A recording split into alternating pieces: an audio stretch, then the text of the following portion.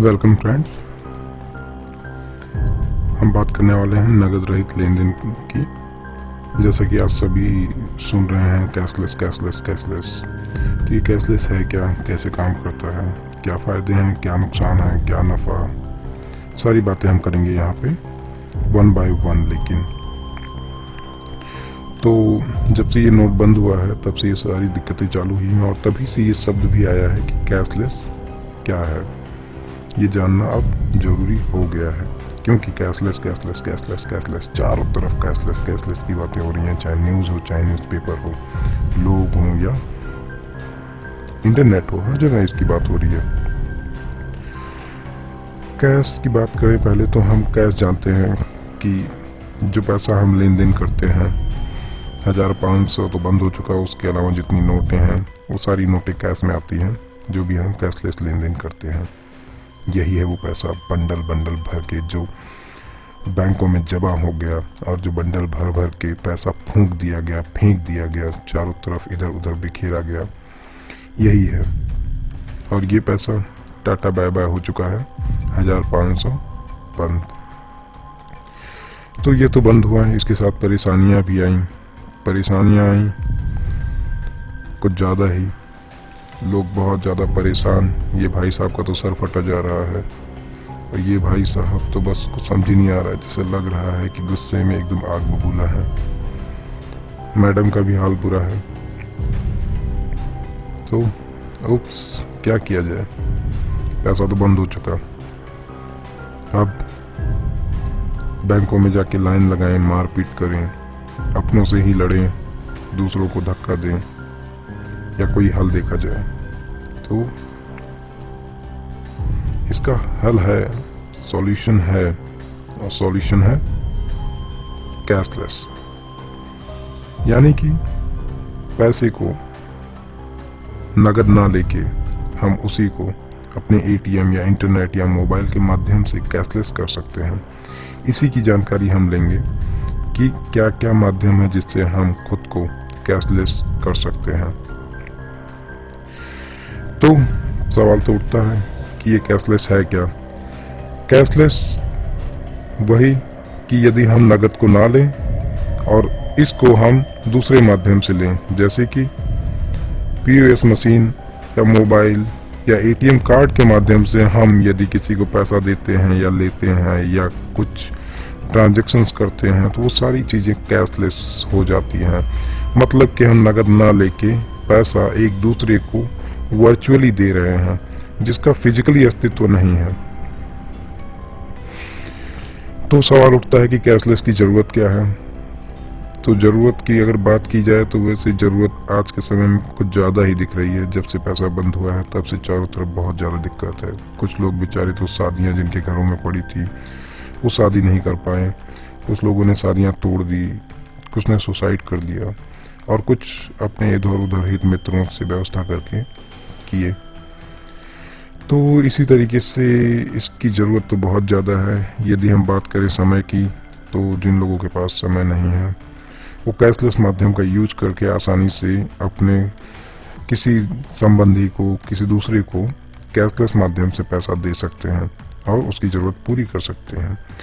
या जैसा कि बैंकों में लाइन लग रही है, अगर आप बैंक में लाइन नहीं लगाना चाहते हैं, मारपीट नहीं करना चाहते हैं, तो आप घर बैठे बैठे कैशलेस माध्यम का प्रयोग करके कोई भी काम कर सकते हैं। चेक की भी बात करें तो चेक या तो हम साइन करके किसी को देंगे, या उसको लेकर हम बैंक में जाएंगे, लाइन लगाएंगे, क्योंकि आजकल हर कोई एक ही लाइन में लगा हुआ है और खड़ा है। तो इसलिए अगर आप चेक की भी बात करें तो चेक नहीं देना चाहते हैं, तब भी आप कैशलेस का प्रयोग कर सकते हैं। घर बैठे बैठे आराम से आप खरीदारी करिए, ई शॉपिंग करिए। ऑनलाइन माध्यम से जो शॉपिंगें हो रही हैं वो सारी की सारी कैशलेस माध्यम से ही होती हैं। और कई सारी और भी ज़रूरतें हैं इसकी। जैसे जैसे आप इसका प्रयोग शुरू करेंगे वैसे वैसे ही आपको इसकी ज़रूरतें भी दिखती जाएंगी और समझ में आती जाएंगी कि हम इसका प्रयोग तो हर जगह कर सकते हैं, कुछ ही जगह नहीं, हर जगह। तो ये तो बात हुई इसके फ़ायदे की। अब बात आती है कि हम कैशलेस हों कैसे, क्या करें ऐसा कि हम कैशलेस हो जाएं। तो ये कोई बहुत बड़ा खजाना नहीं खोलना, संदूक नहीं खोलना है, या कुछ ऐसा नहीं करना है कि जिससे ये कैशलेस हो। बस बहुत आसान से माध्यम है, बहुत ज़्यादा आसान से। जैसे मैं और आप कंफ्यूज हैं कि ये कैशलेस है क्या। तो कैशलेस जो है वो आसान है, सुरक्षित है। अब हम चल रहे हैं आगे इसी की बात करने। हम 5 तरीके से कैशलेस हो सकते हैं। बहुत बड़ी बात है कि हम 5 तरीका इस्तेमाल कर सकते हैं, हाई फाई 5 तरीके। सबसे पहला तरीका USSD, इसकी बात अभी हम करेंगे। सबसे आसान माध्यम है, सुरक्षित भी है। दूसरा माध्यम है AEPS यानी कि आधार इनेबल्ड पेमेंट सिस्टम। तीसरा माध्यम आता है कार्ड का, जी हमारा ATM कार्ड। इसी में बात आती है POS मशीन की, जी जो लोग शहरों में रह रहे हैं, मॉल्स में जा रहे हैं, मूवीज देखने जा रहे हैं, वहाँ पे आपको ये मशीन देखने को आसानी से मिल जाएगी। चौथा माध्यम आता है UPI का यानी कि यूनिफाइड पेमेंट इंटरफेस। इसके लिए बड़ी मोबाइल होनी चाहिए, एप्पल, एंड्रॉयड, ब्लैकबेरी, कोई भी, साथ में इंटरनेट। पांचवा माध्यम है E-वॉलेट का। इसके लिए भी हमें मोबाइल की आवश्यकता है और हमारे ATM कार्ड की। तो अब हम चलते हैं सबसे पहले नंबर 1 पे। Number 1 means USSD। इसका इस्तेमाल करने के लिए हमें बहुत ज़्यादा जिद्दोजहद करने की ज़रूरत नहीं है। सबसे सरल माध्यम यही है। जब से पैसा बंद हुआ है तब से परेशानियां बहुत ज़्यादा आने लगी थी और गवर्नमेंट को कहीं ना कहीं ये लगा कि हम केवल पैसे की भरपाई से ही दिक्कतों को पूरा नहीं कर पाएंगे, क्योंकि पैसा का फ्लो जो है वो बहुत ही धीमा पड़ गया था। तो ऐसी स्थिति में गवर्नमेंट ने कैशलेस माध्यम निकाला और उसमें भी जब देखा कि बड़ी मोबाइलें सभी के पास नहीं है या सभी लोग सक्षम नहीं हैं बड़ी मोबाइलों का इस्तेमाल करने में, तो ये बहुत ही आसान माध्यम निकाला गया। अगर हम उदाहरण लें तो हम सभी कोई ना कोई तो सिम यूज करते ही हैं, जैसे एयरटेल, वोडाफोन, रिलायंस। तो हम इस USSD का प्रयोग तो बहुत पहले से कर रहे हैं। कैसे?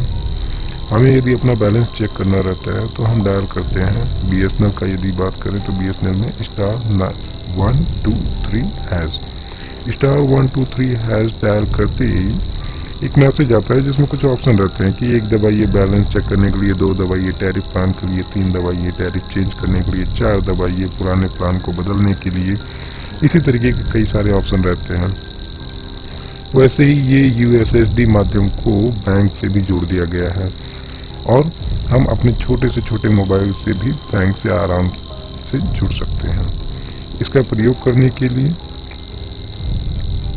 बस हमें एक नंबर डायल करना है और ज़्यादा कुछ नहीं।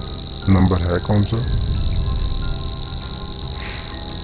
तो वो नंबर है *99#।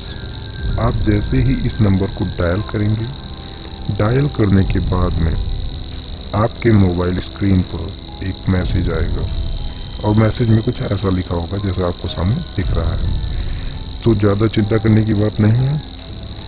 यदि आपका, हाँ देखिए एक चीज़ मैं भूल गया बताना, *99# आप उसी मोबाइल नंबर से डायल करेंगे जो मोबाइल नंबर आपका आपके खाते से जुड़ा होगा, यानी कि रजिस्टर्ड होगा, जिस पे आपके खाते से की गई लेन देन का मैसेज आता होगा।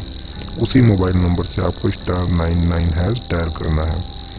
तो जैसे ही आप डायल करेंगे, डायल करने के बाद में कुछ ऐसा मैसेज वापस आएगा और मैसेज आने के बाद में आपको उसमें आपके बैंक का नाम जो होगा, जैसे बैंक ऑफ बड़ौदा की बात करें तो बैंक ऑफ बड़ौदा का शॉर्ट फॉर्म होता है BOB, या हम बात करें स्टेट बैंक ऑफ इंडिया का तो उसका शॉर्ट फॉर्म होता है SBI, या पंजाब नेशनल बैंक की बात करें तो उसका शॉर्ट फॉर्म होता है PNB। तो हमें कुछ नहीं करना है। हम एक एग्जांपल लेते हैं बैंक ऑफ बड़ौदा का। आपको यहाँ पे BOB लिख देना है यदि आपका अकाउंट बैंक ऑफ बड़ौदा में है। नहीं तो जैसा मैंने बताया कोई भी बैंक होगा उसका जो शॉर्ट फॉर्म होता है वो आप लिख दीजिए। तो यहाँ पे हम बात कर रहे हैं बैंक ऑफ बड़ौदा की। तो आप BOB लिख के सेंड कर दीजिए, या छोटा मोबाइल है तो उसमें आता है रिप्लाई करने के लिए, तो आप BOB लिखिए और रिप्लाई करिए। रिप्लाई करने के बाद में आपको कुछ ऐसा स्क्रीन मिलेगा जिसमें आपको कुछ ऑप्शंस मिलेंगे।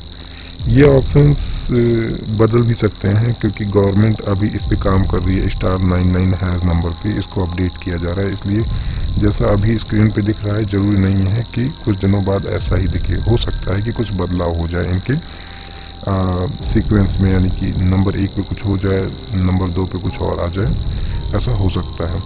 तो जैसा यहाँ पे दिया गया है कि 1 नंबर ऑप्शन दबाएंगे यदि आप, तो आपको आपके खाते का बैलेंस पता चल जाएगा। नंबर 2 दबाएंगे तो आपको खाते का मिनी स्टेटमेंट मिल जाएगा। जी, ये वही मिनी स्टेटमेंट है जो हम ATM मशीन से निकालते हैं, यानी कि पुराने 5 ट्रांजैक्शन हमको पता चल सकते हैं हमारे छोटे से मोबाइल से भी। या तीसरे ऑप्शन के माध्यम से हम MMID नंबर और अपने जिस व्यक्ति को हमें मनी ट्रांसफ़र करना है उस व्यक्ति के MMID नंबर और उसका मोबाइल नंबर यदि हमें पता है तो हम इन दोनों को मोबाइल नंबर में डाल के और पैसा डाल के सामने वाले के अकाउंट में पैसा भेज सकते हैं। तो इसमें करना बस इतना है कि जिस व्यक्ति को आपको पैसा भेजना है उसका रजिस्टर्ड मोबाइल नंबर जो बैंक से हो वो, और उसका MMID नंबर, ये दोनों चीज़ें आपसे मांगेगा। दोनों चीज़ें डालने के बाद में आपसे पूछेगा आप कितना पैसा ट्रांसफ़र करना चाहते हैं। तो आप *99# का प्रयोग करके 1 रुपये से 5000 रुपये तक किसी भी दूसरे व्यक्ति को ट्रांसफ़र कर सकते हैं। तो इसमें बस आपको सामने वाले व्यक्ति का रजिस्टर्ड मोबाइल नंबर और MMID नंबर डाल देना है, एक स्पेस देके। इसके बाद में जैसे ही आप सेंड करेंगे वो आपसे अमाउंट पूछेगा और आपका MPIN। तो जैसे आपको भेजना है 5000 तो 5000 लिख दीजिए और स्पेस देके आपका MPIN लिख दीजिए। MPIN क्या होता है चिंता मत करिए, अभी हम आगे इसकी बात करते हैं। इसके बाद में चौथा ऑप्शन है send money using IFSC। IFSC इस माध्यम में आपको सामने वाले व्यक्ति का अकाउंट नंबर और उसका IFSC कोड पता होना चाहिए। यदि आपको किसी को उसके अकाउंट नंबर में पैसा भेजना है लेकिन उसके अकाउंट नंबर से भेजना है, तो आप जैसे ही 4 नंबर का ऑप्शन यूज करके रिप्लाई करेंगे तो वहाँ पे आपको रिप्लाई करते समय सामने वाले व्यक्ति का अकाउंट नंबर डालना होगा, स्पेस देके उस बैंक का IFSC कोड। इतना डालने के बाद में आप रिप्लाई करेंगे। रिप्लाई करने के बाद में दोबारा मैसेज आएगा जिसमें आपसे पूछेगा कितना रुपया आपको ट्रांसफ़र करना है। रुपया डाल दीजिए और एक स्पेस देके आपका MPIN डाल दीजिए और भेज दीजिए, भुगतान हो जाएगा। इसके बाद में 6th ऑप्शन है शो MMID नंबर। जी, यहाँ पे आपको छठा ऑप्शन दबाने पे आपका मोबाइल का MMID नंबर क्या है पता चल जाएगा। उसी तरीके से सामने वाले व्यक्ति को भी उसका MMID नंबर पता चल जाएगा। इसके बाद में 7वां ऑप्शन है चेंज MPIN का। मेरा MPIN पहले से बना हुआ है इसलिए यहाँ पे ऑप्शन में चेंज MPIN दे रहा है। यदि नहीं बना होता तो यहीं पे जनरेट MPIN का ऑप्शन भी आता।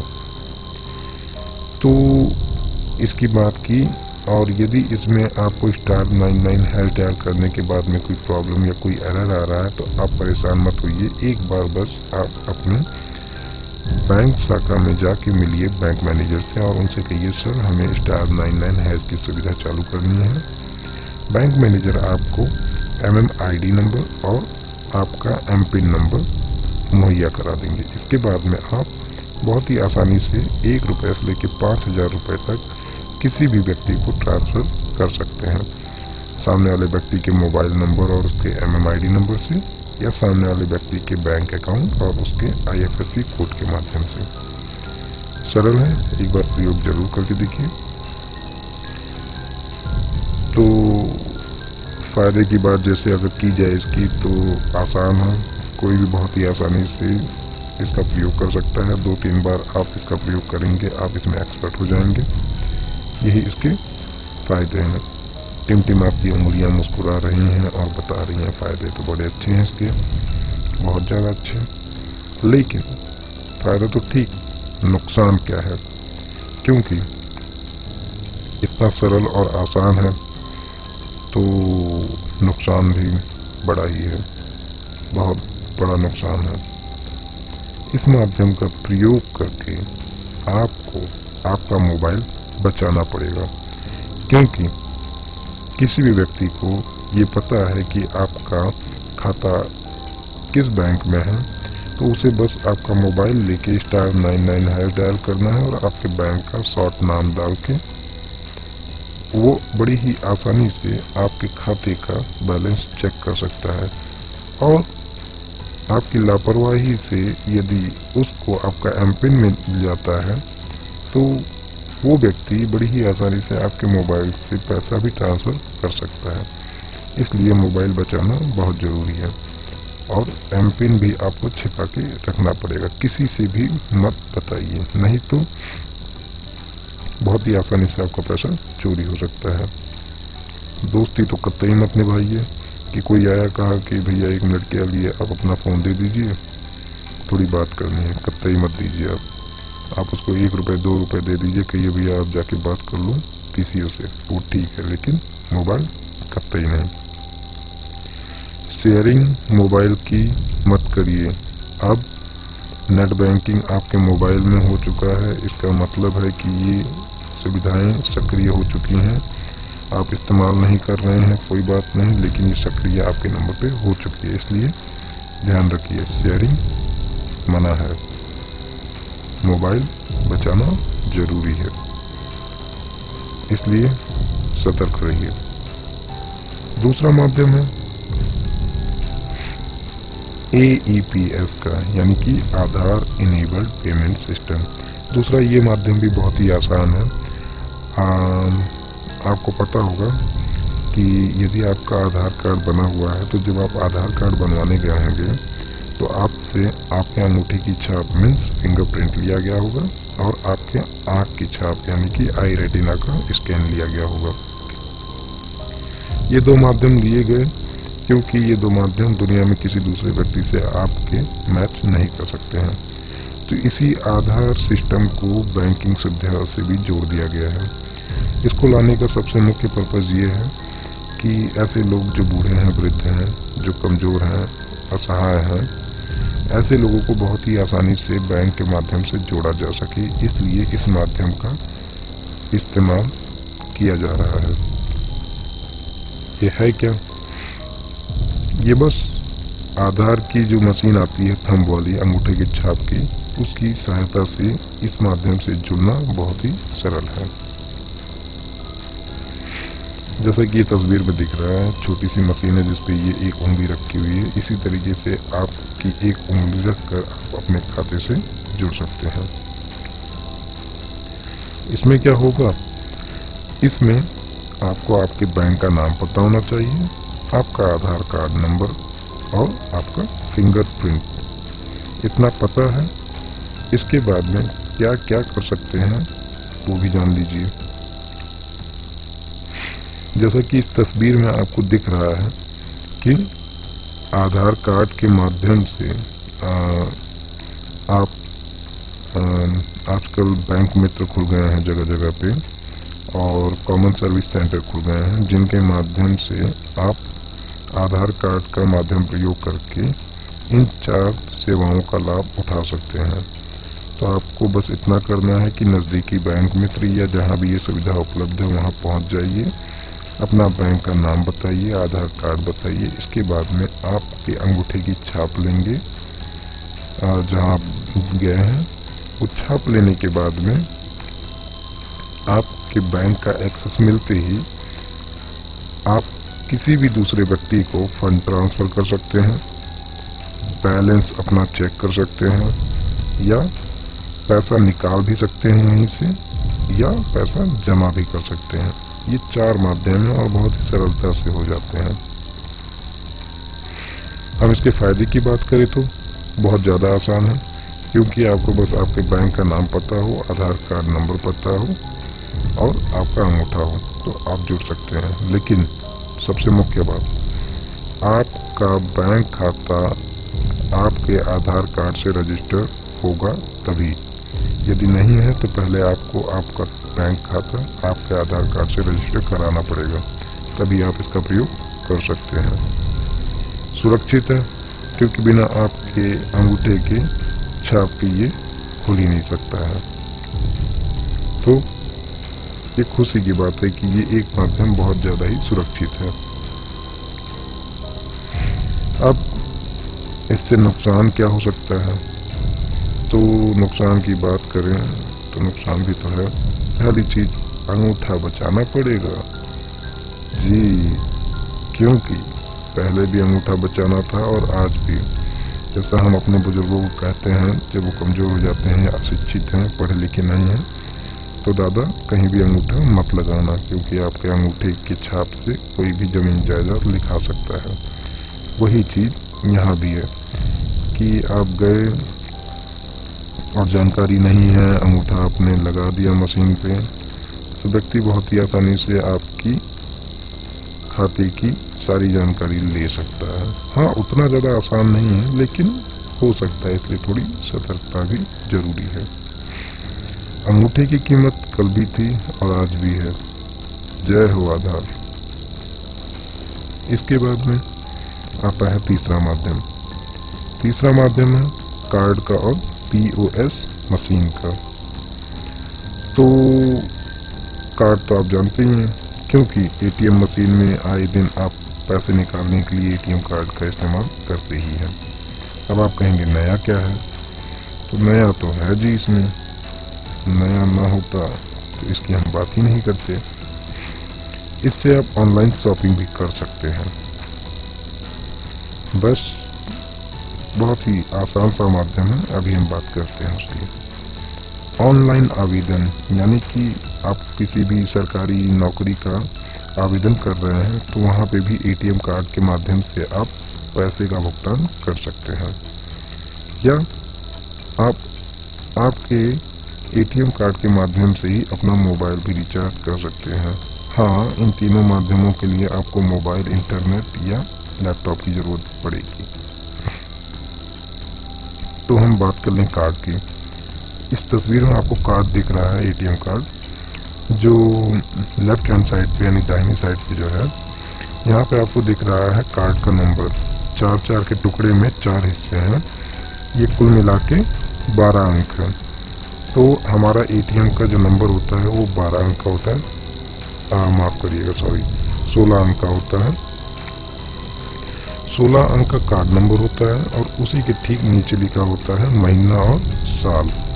ये एक्सपायरी डेट होती है कार्ड की, और उसी के ठीक नीचे होता है कार्ड होल्डर का नाम, यानी कि कार्ड धारक का नाम। दूसरी तरफ का चित्र आपको दिख रहा है, वहाँ पे CCV नंबर दिया गया है। 3 अंक का होता है ये नंबर, जैसा कि ये दिया गया, ऐसा ही हूबहू हर एक कार्ड में होता है CVV नंबर। तो जो ये कार्ड का माध्यम है, इसका प्रयोग करने के लिए थोड़ी सी जानकारी और थोड़ा जानकार होना जरूरी है। बिना जानकारी के आप इसका प्रयोग नहीं कर पाएंगे। तो ये भी हम आगे देखेंगे दूसरे उदाहरणों में। अब हम बात करते हैं POS मशीन की। ये है POS मशीन। यदि आप शहर में रह रहे हैं तो POS मशीन आपने ज़्यादातर दुकानों पे देखी होगी। यदि गांव में है तो ये मशीन अभी गांव में बहुत कम प्रचलन में है, लेकिन धीरे धीरे अब इसका प्रचलन बढ़ रहा है। इसका प्रयोग करना बहुत ही आसान है। हमें इसका प्रयोग करने के लिए बस हमारा ATM कार्ड और उसका पिन पता होना चाहिए। जैसे कि उदाहरण ले तो आप यदि किसी दुकान में गए जहाँ पे ये मशीन उपलब्ध है, आपने खरीदारी की, सामान खरीद लिया सारा, काउंटर पे गए और काउंटर पे जाके आपने अपना कार्ड निकाला, दुकानदार को दिया, दुकानदार आपका कार्ड लेगा और जिस तरीके से इस चित्र में आपको दिख रहा है, स्वैप करने के लिए साइड में खींच रहा है कार्ड को, वैसे ही दुकानदार आपका कार्ड लेगा और मशीन के ऐसे ही कोने की साइड में कार्ड को रगड़ेगा। रगड़ने के बाद में दुकानदार आपसे आपके ATM का पिन नंबर डालने को कहेगा। जैसे ही आप अपना 4 अंक का पिन डाल देंगे, इसके बाद में दुकानदार जितनी भी आपने खरीदारी की है वो अमाउंट डालेगा। अमाउंट डालने के बाद में जैसे ही एंटर करता है इसके बाद में एक रसीद निकलेगी। रसीद के 2 भाग होंगे। ओरिजिनल प्रति पे आपका हस्ताक्षर करा के दुकानदार ले लेगा और डुप्लीकेट प्रति जो है वो आपको दे देगा रखने के लिए। तो ये केवल 2 ही स्टेप में हो जा रहा है, इसलिए बहुत ही आसान माध्यम है किसी भी दुकान में भुगतान करने के लिए। अब इसके फायदे और नुकसान की बात करते हैं। फायदे की बात करें तो आसान है, क्योंकि आप देख रहे हैं कितनी सरलता से आपने सामान खरीद के पैसे का भुगतान कर दिया। किया क्या, दुकान में गए, सामान खरीदा, अपना एटीएम कार्ड निकाला, मशीन में ये स्क्रैच किया, इसके बाद में अपना एम पिन डाला और दुकानदार ने पैसा डाल के एंटर किया, पैसा कट गया। फायदा तो है, लेकिन नुकसान भी है। नुकसान ये है कि कोई भी इसका यूज कर सकता है। जैसे कि आपका एटीएम कार्ड है, आपकी वाइफ को, आपकी गर्लफ्रेंड को एटीएम का पिन पता है और उसने चुपके से आपका एटीएम कार्ड निकाल लिया, निकाल के गई, शॉपिंग किया या कुछ भी खरीदारी की, तो उसमें खरीदारी करने में चाहिए क्या, आपके एटीएम का पिन नंबर चाहिए। पिन नंबर जैसे ही डाला, भुगतान हो गया। तो इसलिए बच के रहिए, एटीएम का पिन मत बताइए। पता चल गया तो तुरंत उसे बदल दीजिए। बदलेंगे कैसे, एटीएम मशीन में जाइए, वहाँ पे जाके आपको एटीएम बदलने का ऑप्शन मिल जाएगा। यदि आपको नहीं जानकारी इतनी ज़्यादा, तो एटीएम पे खड़े चौकीदार की मदद आप ले सकते हैं। और ध्यान दीजिएगा कि जब एटीएम पिन बनाने की बारी आए तो आप चौकीदार को बदल करवा दीजिए और सुरक्षित रूप से अपना एटीएम का पिन बदल लीजिए। असुरक्षित इसलिए भी है क्योंकि आप दुकान पर गए तो वहाँ पे कोई रिकॉर्ड नहीं होता है कि कौन सा व्यक्ति आया था, किसके हाथ में कार्ड था, कार्ड का वो असली मालिक था कि नहीं था। इसलिए जरूरी है कि आप सतर्क रहिए। सुरक्षित नहीं है, आसान तो है लेकिन सुरक्षित नहीं है। अब हम बात करते हैं चौथे माध्यम की। चौथा माध्यम है यूपीआई का, यानी कि यूनिफाइड पेमेंट इंटरफेस। इसके लिए हमारे पास बड़ी मोबाइल होना जरूरी है, यानी कि बड़ी मोबाइल में जैसे कि एंड्रॉयड, एप्पल या ब्लैकबेरी, ये होना जरूरी है। साथ में इंटरनेट का भी होना जरूरी है। तो ये है क्या, ये बैंक के द्वारा दिया गया एप्लीकेशन है। यदि आप बड़ी मोबाइल यूज कर रहे हैं तो आप एप्लीकेशन जानते हैं क्या होता है। मोबाइलों में बिना एप्लीकेशन के कुछ भी नहीं चलता है, तो वैसे ही ये भी एक एप्लीकेशन होता है। आपको प्ले स्टोर से जाके डाउनलोड करना होता है। ये बैंक का एप्लीकेशन होता है। सबसे अच्छी बात ये है कि ये बैंक का खुद का एप्लीकेशन होता है। अलग अलग बैंक अपने एप्लीकेशन देती है और इस पे रजिस्टर करने के लिए आपको आपके खाते का जो रजिस्टर्ड मोबाइल नंबर होता है उसकी आवश्यकता होती है। इसलिए ऐसे ये सुरक्षित भी हो जाता है और आसान भी हो जाता है। तो यूपीआई एप्लीकेशन का यदि हम उदाहरण लें तो फोन पे आजकल एक नया एप्लीकेशन आया है, ये यस बैंक का एप्लीकेशन है। यस बैंक ने फोन पे एप्लीकेशन निकाला है। दूसरा उदाहरण है पॉकेट्स का। पॉकेट्स आईसीआईसीआई बैंक ने निकाला है। और तीसरा है एसबीआई बडी, ये स्टेट बैंक ऑफ इंडिया का एप्लीकेशन है। इन एप्लीकेशंस में सबसे अच्छी बात यह है कि जब आप इनको डाउनलोड कर लेंगे तो ये रजिस्टर उसी नंबर से होगा जो कि खाते से जुड़ा हुआ हो। उसके ना होने पे ये रजिस्टर नहीं होगा, क्योंकि जैसे ही आप रजिस्ट्रेशन प्रोसेस स्टार्ट करेंगे, मोबाइल नंबर डालते ही एक ओटीपी आएगी और ओटीपी आएगी तो वो उसी मोबाइल में आनी चाहिए जिसमें आप रजिस्टर कर रहे हैं। इसीलिए ये जरूरी हो जाता है कि सिम उसी मोबाइल में लगा हो। इसके बाद में हम एक उदाहरण लेते हैं एसबीआई बडी का। तो हम देखते हैं पहला चित्र। तो जैसा कि मैंने बताया कि आप यदि बड़ी मोबाइल यूज कर रहे हैं तो आप प्ले स्टोर जानते हैं। प्ले स्टोर पे आप जाइए, वहाँ पे एसबीआई बडी लिखिए। एसबीआई बडी लिखने के बाद में आपको एक एप्लीकेशन शो हो जाएगा। उस एप्लीकेशन को इंस्टॉल करिए। इंस्टॉल करने के बाद में ओपन करिए। जैसे ही आप ओपन करेंगे, थोड़ा टाइम लेने के बाद में कुछ ऐसी स्क्रीन खुलेगी। आप इंग्लिश में कंफर्ट हैं तो इंग्लिश चुन लीजिए, हिंदी ज़्यादा पसंद है तो हिंदी चुन लीजिए। चुनने के बाद में कुछ ऐसा फॉर्म खुलेगा। फॉर्म में आपसे आपका मोबाइल नंबर मांगेगा और ईमेल आईडी मांगेगा। ईमेल आईडी नहीं डालते हैं तो कोई दिक्कत नहीं, ये ऑप्शनल है। आपके पास ईमेल आईडी नहीं है, छोड़ दीजिए।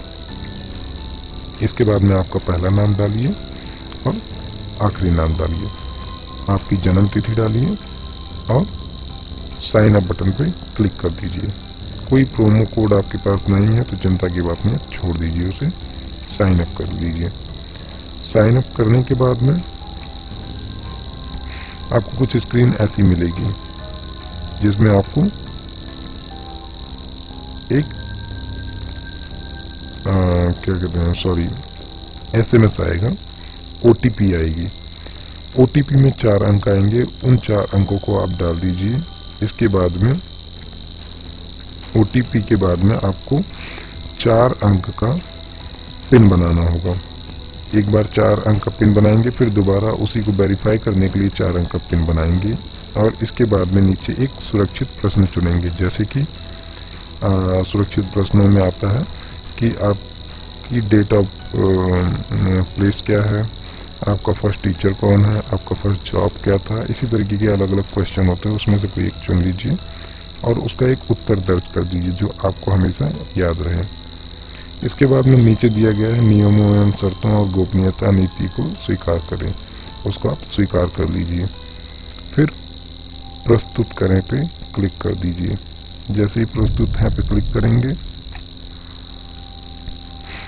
इसके बाद में आपका रजिस्ट्रेशन जो है वो हो जाएगा। रजिस्ट्रेशन होने के बाद में आपके सामने होम पेज खुल जाएगा। वहाँ पे कुछ ऑप्शन दिए होंगे, जैसे कि पहला ऑप्शन होगा पे का, सॉरी सेंड मनी का, एक होगा रिक्वेस्ट मनी का और एक ट्रांजैक्शन देखने के लिए होगा। इसी तरीके से कई उसमें ऑप्शन दिए गए होंगे।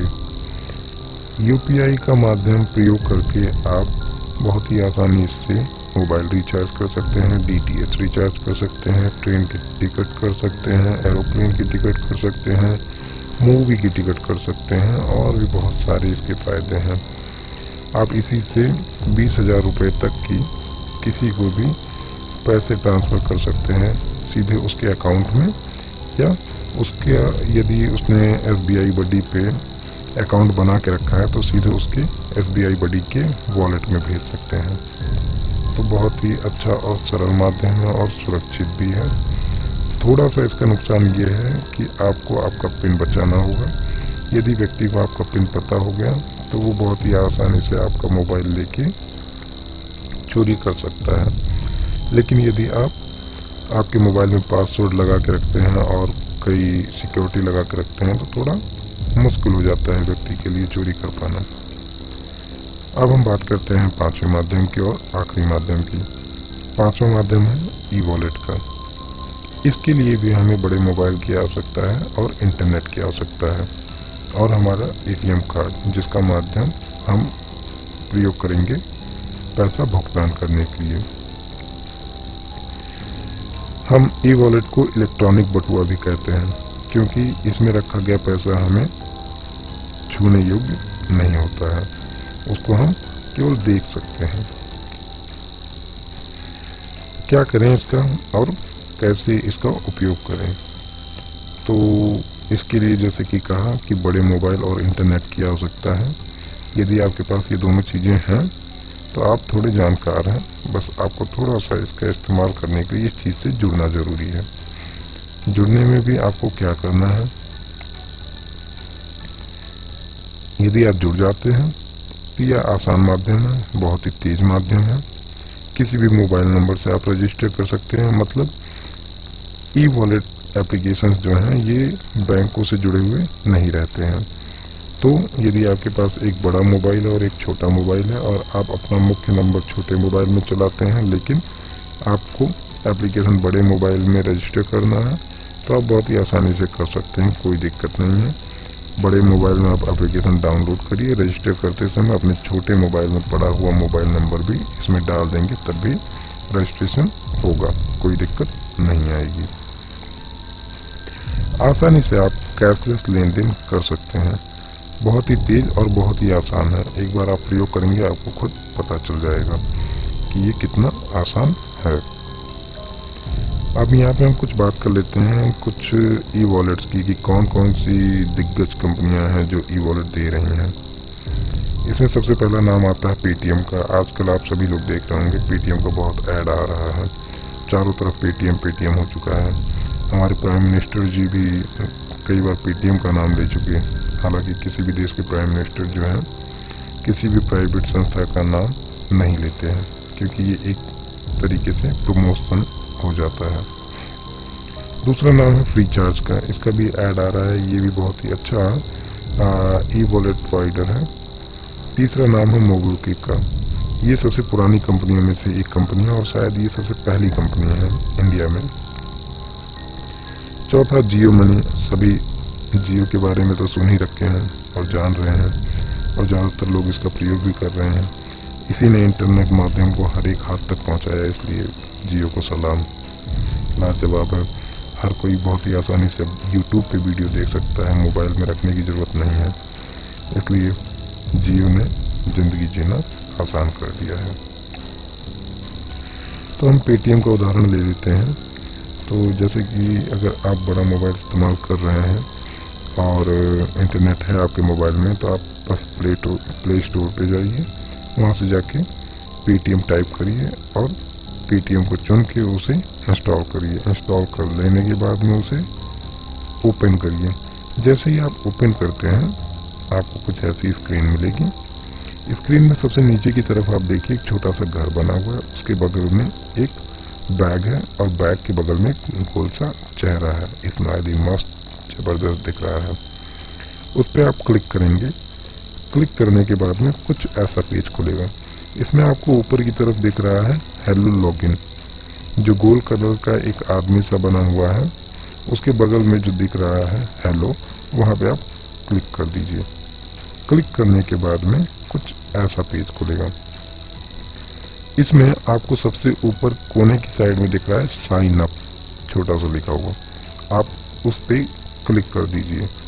यदि उस पर क्लिक नहीं करना चाहते हैं और उससे भी तेजी से अपना अकाउंट खोलना चाहते हैं तो नीचे देखिए, नीचे की तरफ में लिखा हुआ है G+ और F। आप इन दोनों माध्यमों का प्रयोग करके भी खोल सकते हैं। यदि आपके मोबाइल में, बड़ी मोबाइल में फेसबुक का अकाउंट बना पड़ा है या गूगल का, तो बहुत ही आसानी से बस इस पर क्लिक करके एक बार अलाउ करने का ऑप्शन पूछेगा। एक बार आप अलाउ या ओके जो भी कहता है कर देंगे, तो बहुत ही आसानी से आप इस माध्यम से जुड़ जाएंगे। इसके आगे कुछ करने की जरूरत ही नहीं पड़ेगी, सीधा खाता खुल जाएगा। नहीं, माफ करिएगा, शायद मैंने कुछ गलत कहा। हाँ, गलत कहा मैंने। जैसे ही आप गूगल प्लस पे क्लिक कर देंगे तो इसके बाद में फॉर्म खुलेगा, जहाँ पे आपसे एक पासवर्ड बनाने के लिए बस कहेगा। इतना नहीं करना चाहते हैं, कोई बात नहीं, साइन अप पे आप क्लिक करिए। साइन अप पे क्लिक करने के बाद में ऐसा फॉर्म खुलेगा, जहाँ पे आप मोबाइल नंबर डाल दीजिए, ईमेल आईडी नहीं है छोड़ दीजिए और एक पासवर्ड डाल दीजिए। पासवर्ड में ध्यान दीजिएगा, जैसे एक आपका नाम अतुल है तो अतुल, इसके बाद में 1 2 3 4 या कुछ इस तरीके से पासवर्ड बनाइए, जिसमें अक्षर हो और डिजिट हो। इन दोनों का कॉम्बिनेशन होना जरूरी है। इतना डाल के आप साइन अप बटन पे क्लिक कर दीजिए। बटन पे क्लिक करते ही आपको कुछ ऐसा पेज मिलेगा जहाँ पे OTP मांगेगा। जिस मोबाइल नंबर को डाल के आपने रजिस्ट्रेशन किया है उस मोबाइल नंबर पे एक OTP जाएगी। उस OTP को आप डालिए और डन कर दीजिए। डन करने के बाद में आपका खाता खुल जाएगा और कुछ ऐसा दिखेगा पेज। इसके बाद में हम आगे चलते हैं। अब आप नीचे जो कोने में दिख रहा है, सॉरी कोने में नहीं, नीचे जो दिख रहा है छोटा सा घर, आप उस पर क्लिक करेंगे तो ऐसा स्क्रीन खुल जाएगा। यहाँ पे ऊपर की तरफ में आपको देखिए कुछ ऑप्शन दिख रहे हैं। जैसे पहला दिख रहा है पे का, दूसरा है ऐड मनी का, तीसरा है पासबुक का, चौथा है एक्सेप्ट मनी का। हम पहले इनकी बात करेंगे। तो आप सबसे पहले यदि पे पे क्लिक करते हैं तो पे पे क्लिक करते ही कुछ ऐसा पेज खुलेगा। इसका मतलब ये है कि आप पे क्लिक करके किसी को पैसा अदा करना चाह रहे हैं। तो पैसा आप अदा कर सकते हैं 4 माध्यमों से। पहला है स्कैन कोड। सामने वाले व्यक्ति का यदि स्कैन कोड आपके सामने है तो आप उसको स्कैन कर सकते हैं और पैसा सीधे उसके खाते में भेज सकते हैं। यदि व्यक्ति सामने नहीं है जिसको आपको पैसा पे करना है तो आप दूसरा ऑप्शन प्रयोग कर सकते हैं मोबाइल नंबर का। जिस व्यक्ति के पेटीएम खाते में आपको पैसा डालना है उसका मोबाइल नंबर डालिए और जितना पैसा भेजना है उसको उतना पैसा डाल दीजिए और सेंड कर दीजिए। पैसा उस व्यक्ति के खाते में पहुंच जाएगा। तीसरा माध्यम है शो कोड का। शो कोड का माध्यम जो है ये स्कैन कोड जैसा ही है, लेकिन ये केवल दुकानदारों के लिए है जिनके पास क्या कहते हैं, दुकान वालों के पास मर्चेंट का या दुकानदार का अकाउंट होता है, वहाँ पे ये काम करेगा। इसके बाद में चौथा माध्यम है कि आपका भुगतान किया गया पैसा यदि कोई परेशानी आ गई, उसमें कुछ फंस गया, तो आप यहाँ पे आके देख सकते हैं कि कौन सा पैसा का ट्रांजैक्शन पेंडिंग में पड़ा हुआ है। इसके बाद में आप फिर से होम पे आ जाइए। होम पे आने के बाद में दूसरा ऑप्शन दिख रहा है ऐड मनी का, आप उस पर क्लिक कर दीजिए। जैसे ही क्लिक करेंगे कुछ ऐसा पेज खुलेगा। यहाँ पे आपसे ऐड मनी करने को कहेगा, मीन्स आप अपने पेटीएम खाते में पैसा डालना चाहते हैं तो यहाँ से डालेंगे। मान लीजिए आप 500 रुपये डालना चाहते हैं तो आप 500 रुपये लिख के ऐड मनी पे क्लिक कर दीजिए। इतना करने के बाद में कुछ ऐसा फॉर्म खुलेगा। फॉर्म खुलने के बाद में आपसे आपके डेबिट कार्ड का जानकारी मांगेगा। जैसे अभी हमने बात की थी कार्ड की, डेबिट एटीएम कार्ड की, कि उसमें 16 अंक होते हैं, वो कार्ड नंबर होता है आपका, वो 16 अंक डाल दीजिए। उसके ठीक नीचे मंथ और ईयर होता है, वो दोनों यहाँ पे क्रमशः डाल दीजिए। कार्ड के पीछे की तरफ CVV नंबर होता है, वो चीज़ CVV नंबर के खाने में डाल दीजिए। इसके बाद में पे नाउ पे क्लिक करिए। उससे पहले एक चीज़ आप देखिए, यहाँ पे दिया हुआ है पे नाउ बटन के ठीक ऊपर एक चेक बॉक्स और लिखा है save this card for faster checkout. यदि आप पेटीएम का बार बार इस्तेमाल करना चाहते हैं तो आप ये जितना भी कार्ड का डिटेल डाल रहे हैं इसको सेव करके रख सकते हैं। यदि आपको पेटीएम पे विश्वास नहीं है और सेव करके नहीं रखना चाहते हैं तो इसको अनचेक कर दीजिए और इसके बाद में पे नाउ पे क्लिक कर दीजिए। पे नाउ पे क्लिक करते ही कुछ ऐसा पेज खुलेगा। जैसे मैंने पंजाब नेशनल बैंक का ऑप्शन लेके रखा था और कार्ड का सारा डिटेल डाला था, तो ये पंजाब नेशनल बैंक का पेज खुल गया। यहाँ पे आपसे एटीएम का पिन मांगेगा। एटीएम का पिन डालने के बाद में आप सबमिट बटन पे क्लिक करिए। जैसे ही सबमिट बटन पे क्लिक करेंगे एक OTP आपके रजिस्टर्ड खाते नंबर पे आएगा, जो भी मोबाइल नंबर आपने अपने बैंक अकाउंट से लिंक करके रखा है। वो OTP डालने के बाद में आखिरी बटन क्लिक करेंगे और पेमेंट हो जाएगा। ठीक, मैंने अपना वो एक पेज इसमें नहीं डाला है क्योंकि मैं आपको एक जानकारी देना चाहता हूँ, मैं पेमेंट नहीं करना चाहता था इसलिए। इसके बाद में फिर आप होम पे आ जाइए और आपका पैसा ऐड हो चुका है। अब आपको आपका पैसा देखना है कि कितना पैसा ऐड हुआ या कितना नहीं हो पाया। तो तीसरा ऑप्शन आपको दिख रहा है पासबुक का, आप पासबुक पे क्लिक करिए। क्लिक करते ही कुछ ऐसा पेज खुलेगा जहाँ पे आपका अवेलेबल बैलेंस दिखा रहेगा। जैसे मेरे में 0 रुपये हैं खाते में पेटीएम के, तो यहाँ पे 0 रुपये दिखा रहा है। उसी के ठीक नीचे आप ध्यान दीजिए, दे रहा है सेंड मनी टू बैंक। यहीं पासबुक के ऑप्शन में ही आपको ये ऑप्शन मिलेगा कि आप किसी दूसरे व्यक्ति के खाते में सीधे पैसा भेजना चाहते हैं तो पेटीएम माध्यम से आप 1 रुपये से लेकर 20,000 रुपये तक भेज सकते हैं किसी भी खाते में। या उसके बगल में ही दिख रहा है ऐड मनी टू वॉलेट, तो अभी जो आपने किया था थोड़ी देर पहले पैसा ऐड करने के लिए, वही ऑप्शन है ये। नहीं तो नीचे देखिए आपको 4 चीज़ दिख रही हैं। पहली चीज़ है ऑल, यहाँ पे जितने भी ट्रांजैक्शन आप करेंगे उसका ब्यौरा रहता है। और दूसरा ऑप्शन है पेड का, आपने जितना भी पैसा दिया होगा वो पैसे का ब्यौरा पेड में दिखेगा। तीसरा है रिसीव्ड, किसी भी व्यक्ति ने आपको पैसा दिया है और आपने उसको एक्सेप्ट किया है तो वो सारा का सारा ब्यौरा रिसीव्ड में दिखेगा। एडेड जो है, आपने जितना भी पैसा अपने पेटीएम वॉलेट में ऐड किया होगा उसका ब्यौरा एडेड में दिखेगा। इसके बाद में आप यदि किसी के खाते में पैसा ट्रांसफ़र करना चाहते हैं, भेजना चाहते हैं, तो आप सेंड मनी टू बैंक का ऑप्शन चुन लीजिए, जो कि अवेलेबल बैलेंस जो दिखा रहा है ठीक उसके नीचे है। जैसे ही आप इसको चुनते हैं ऐसा कुछ पेज खुलेगा, नीचे ओके गॉट इट लिखा हुआ है, आप उस पर क्लिक कर दीजिए। जैसे ही आप उस पर क्लिक करेंगे आ जाएगा कि अवेलेबल वॉलेट बैलेंस इतना है आपका और आप कितना पैसा भेजना चाहते हैं। तो जितना आपके वॉलेट में होगा उससे अधिक आप नहीं भेज सकते हैं, जितना आपके वॉलेट में है उतना या उससे कम, तो आप उतना पैसा डाल दीजिए जितना आपको भेजना है। इसके बाद में जिस व्यक्ति को भेजना है उसका नाम डालिए, उसका अकाउंट नंबर डाल दीजिए और उसके खाते का IFSC कोड डाल दीजिए। इसके बाद में सेंड बटन पे क्लिक कर दीजिए, पैसा सामने वाले व्यक्ति के अकाउंट में पहुंच जाएगा बहुत ही आसानी से। तो गाइज यही 5 माध्यम से जो कि बहुत ही आसान है, यदि आप एक बार इसका प्रयोग करते हैं तो आप बहुत ही आसानी से इससे जुड़ सकते हैं। कोई भी बहुत ही गंभीर या परेशान होने वाली बात नहीं है, क्योंकि थोड़ा जटिल हो सकता है पहली बार यदि आप इस्तेमाल करने जा रहे हैं तो आपको थोड़ा सा दिक्कत आ सकती है। इस तरीके की अगर कोई भी दिक्कत आती है तो प्लीज़ आप कमेंट करिए, मैं जितना मुझसे बन पड़ेगा, जितनी जल्दी हो सकेगा मैं आपको रिप्लाई करूँगा।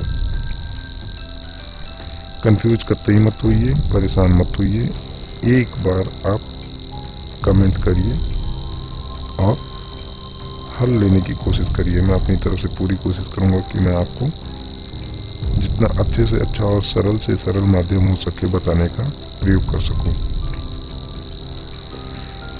इतना सब कुछ हो गया, इसके बाद में हम कुछ बात कर लेते हैं कुछ टेक्नोलॉजी की।